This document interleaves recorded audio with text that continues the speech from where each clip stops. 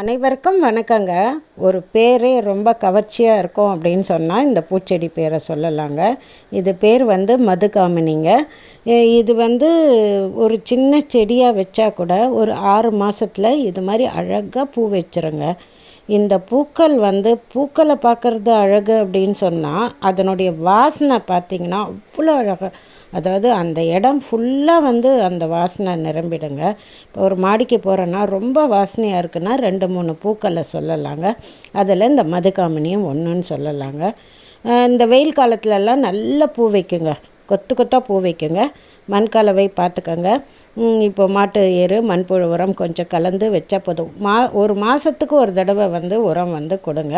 காய்கறி கழிவுகளோ ஏதாவது அந்த மண்ணை கிளறிட்டு அதில் போட்டு வச்சுட்டனாலே போதுங்க. பூச்செடிங்களுக்கு ரொம்ப கொடுக்கணுன்னு கூட அவசியம் இல்லைங்க. பூச்செடிகளுக்கு மாதத்துக்கு ஒரு தடவை கொடுங்க, நல்ல பூ வைக்குங்க. இது ரொம்ப வாசனை மிகுந்தது அப்படின்றனால அந்த மாடியே அவ்வளோ வாசனையால் பூக்கும்போது நிரம்பிடும்னு சொல்லலாங்க. சின்ன செடியாக வாங்கி வச்சாலே போதுங்க.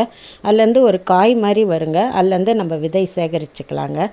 முதல்ல அப்படியே டல்லாக ஆகிற மாதிரி இருக்கும். ஆனால் நல்லா இந்த வெயில் காலம் வந்தோடனே இது மாதிரி கொத்து கொத்தாக பூ வச்சு நம்மளை சந்தோஷப்படுத்துங்க. மிக்க நன்றி.